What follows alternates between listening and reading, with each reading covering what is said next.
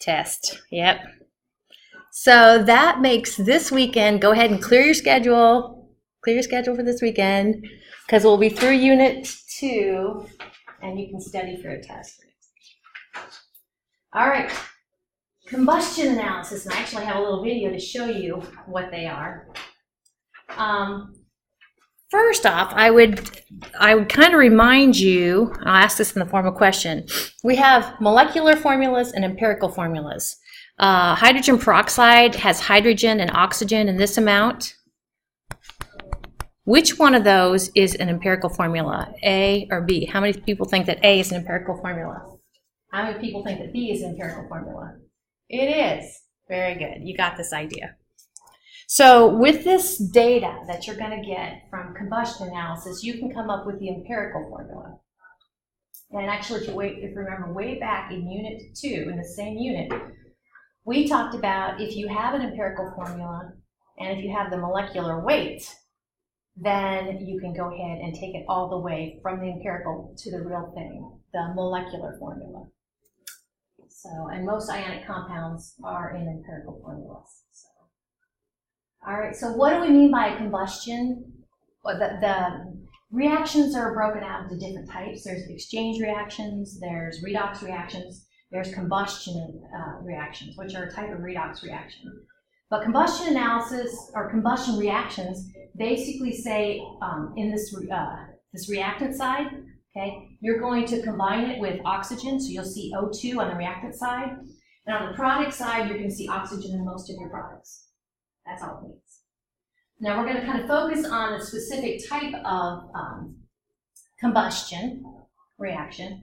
So we're going to break it down into hydrocarbons and hydrocarbons with oxygen. So hydrocarbons would be compounds, the sun's coming out. Hydrocarbons would be, I know, yay! Tomorrow is supposed to be clear. I'm thinking telescope. It's been a while since I got it out, so we'll see. Hydrocarbons contain only hydrogen and carbon, okay? And then they're going to combine with oxygen to form actually carbon dioxide and water. So it looks like this. This is a hydrocarbon, contains carbon and hydrogen. This is the oxygen from the air, or in a minute we're going to see you can kind of pipe oxygen over your sample, and then it's going to form carbon dioxide and water. So now these actually stoichiometric coefficients are not to be memorized, or not to be messed with. Okay, of course, this means if you have 1 mole of this is the moles of O2 you're going to get relative to the variable X and Y. This is the moles of CO2 you're going to get, and this is the relative moles of H2O you're going to get. Okay, I just kind of put that up there. That is a balanced equation. It's math, right? Well, so that's one. That's a hydrocarbon, and this is what I call a hydrocarbon with oxygen. Hydrocarbon with oxygen. This is going to combine with oxygen also, and you're going to get carbon dioxide and water. So there's similarity. On the product side, whether it's got oxygen in it or not, you're going to get carbon dioxide and water. And by the way, there's the relative number of moles of oxygen you have for 1 mole of hydrocarbon with oxygen, and X moles of CO2 and Y over 2 moles of H2O. So at the crux of this sort of problem, this combustion analysis problem, is the fact, and I'll kind of do it this way. Whether you're dealing with a hydrocarbon like this, or a hydrocarbon with oxygen, so I'm going to make an unbalanced equation. I can do that to form CO2 H2O. CO2 H2O. And what this says is that all of this carbon ends up in the CO2. And all of this carbon ends up as carbon in the CO2. Hydrogen, I'll make a little check mark. All of this hydrogen actually ends up as cute little hydrogen atoms, part of the water. Same down here. So that's kind of what's going on in the background and the types of problems that we're going to work. Okay. Now the problem, or it's not really a problem, these are easier. These are easier Oh, by the way, when we work this, this is an excess. We're counting on it. Okay? So these are easy to work. Now, the deal with this is we can come up with, how's this work? We can come up with, it's easier to show you. Basically, we're going to narrow down the carbon and the hydrogen moles. We're going to convert it to grams. And then basically by difference of mass is how we're going to get to this oxygen, because it's a little trickier. Problem with oxygen, obviously, is you got oxygen in both your products. So it's a little confounded. Okay. So when we work these problems, you're going to see that basically, I'm going to just write the word given. You're given the mass of this, and you're given the mass of this, and given the mass of this. And what you're supposed to do is come up with, oh, I forgot my subscripts. You're supposed to come up with what is the empirical formula. What are those, the X and Y here? Or X, Y, Z. What's the empirical formula of the thing that you burned, so to speak? So we're going to be given the mass of the CO2. So basically, we'll work these problems. We're given the mass of CO2. We can use the molar mass of CO2 to get to moles. And then we can use we got 1 mole of carbon for every mole of CO2 to get to moles of carbon. Pretty easy. We can use the mass of H2O and the molar mass of H2O to get to moles of H2O. Now this, don't let this throw you off. How many moles of hydrogen are there for every mole of H2O? 2. Oops. Yeah. Yep. Recognize there are 2 moles of hydrogen for every 1 mole of H2O. So this might feel familiar because actually when we did this problem, I'm going to make a little table when we work these problems again. When we did this before, once you have relative moles, you divide by the fewest number of moles, like in a column like that, and you can kind of bump it up to a whole number. And those will be your little subscripts. That will be the empirical formula of your compound. Okay. So this one here, and today we're actually going to stop. We won't do one of these today, but we'll do it on Friday. And I was talking to my husband about this, and he's like, "Yeah, I'm going to break it here. I'm going to do this one like we are today, and then on Friday we'll just do this problem. We'll have a short lecture on Friday."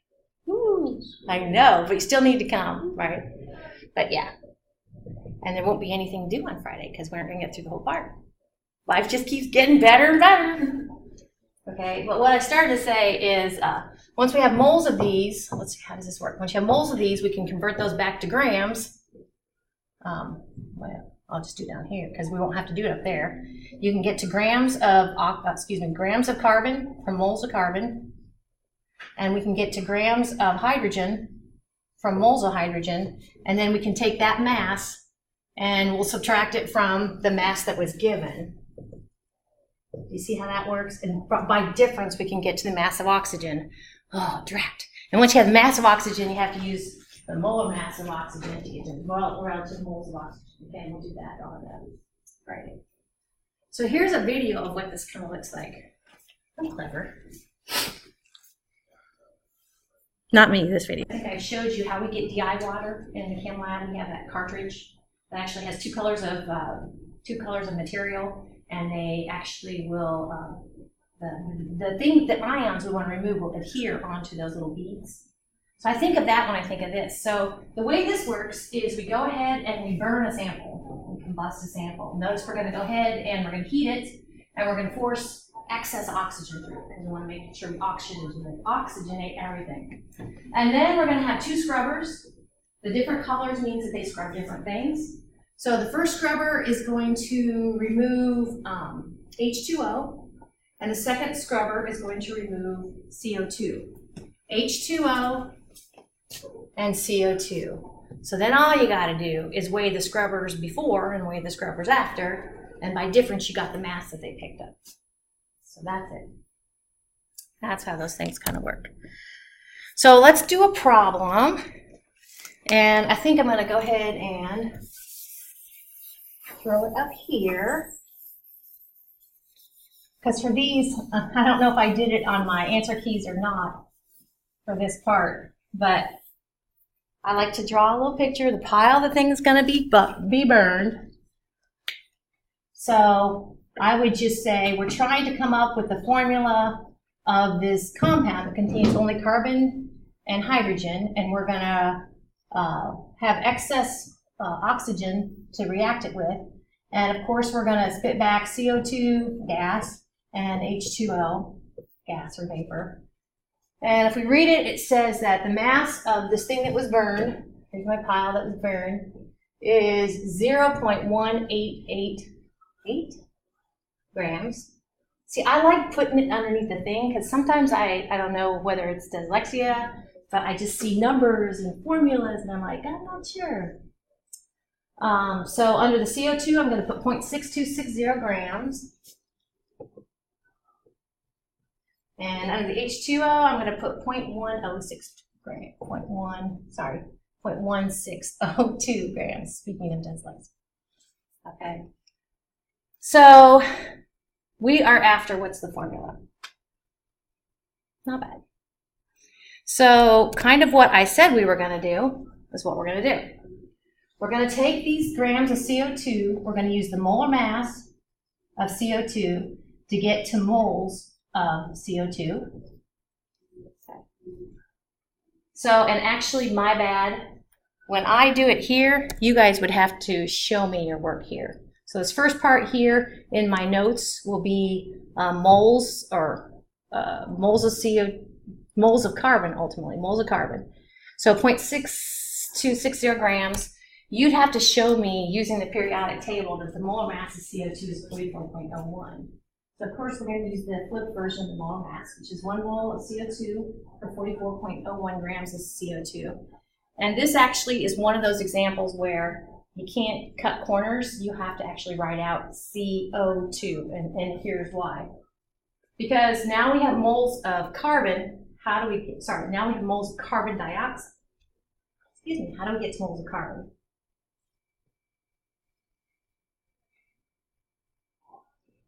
Ratio of carbon to carbon dioxide. Exactly, which is 1 to 1, isn't it? The ratio of carbon to carbon dioxide.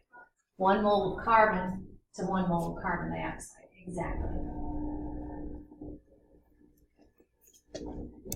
So how many sig figs? 4. Yeah, 4. Very good. So my moles of carbon is this. And I'm going to actually, if I was working this, I would have a table aside in my work, okay?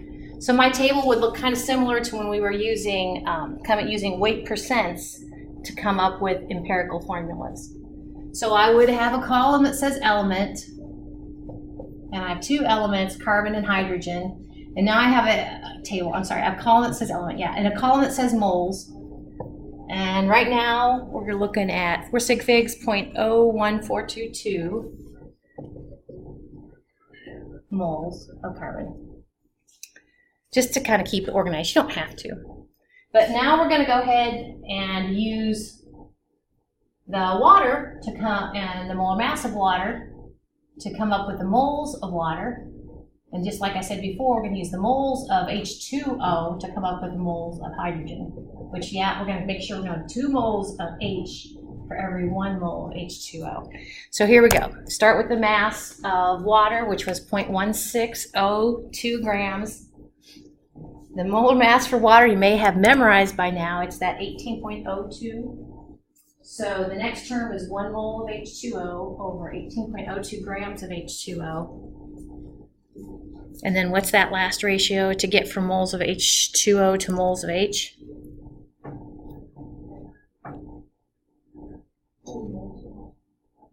Yep, 2 moles of hydrogen over 1 mole H2O. Perfect. Yep. That's a really common mistake because there's a difference to get to moles of hydrogen from H2O versus moles of carbon from CO2.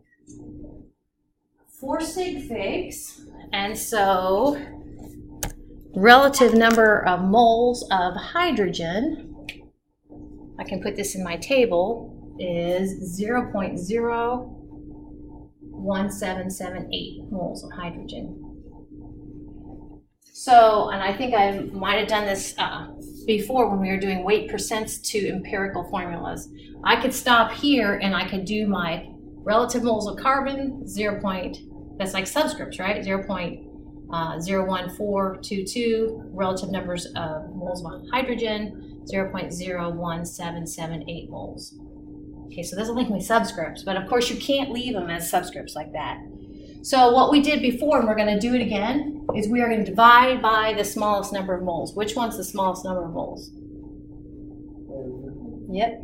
So at the top of my column, I would put divide by 0.01422. And then here we got, if I take 0.01422 divided by 0.01422, guess what? I get 1. I guess you go 4 sig figs. And then hopefully I get a nice, oh, I brought my calculator. I don't think I get a whole number. I think we end up with a halvesy or something. So if I take 0.01778 divided by 0.01422, oh, exciting times. Remember I told you if you have halvesies or thirdsies and if you have quartersies, which is what we have, 1.250. Do not round that up. So since it's a quarters-ish, and that would be the same thing if it was 0.75, 0.25, I'm going to make one more column, and I'm going to say times 4 to clean things up. So 1.000 times 4, I get 4.000. 1.25 times 4, of course, I get 5.000. Okay, so I like this way. So then actually, this really means what? C4H5. Now my slides approach it a little differently.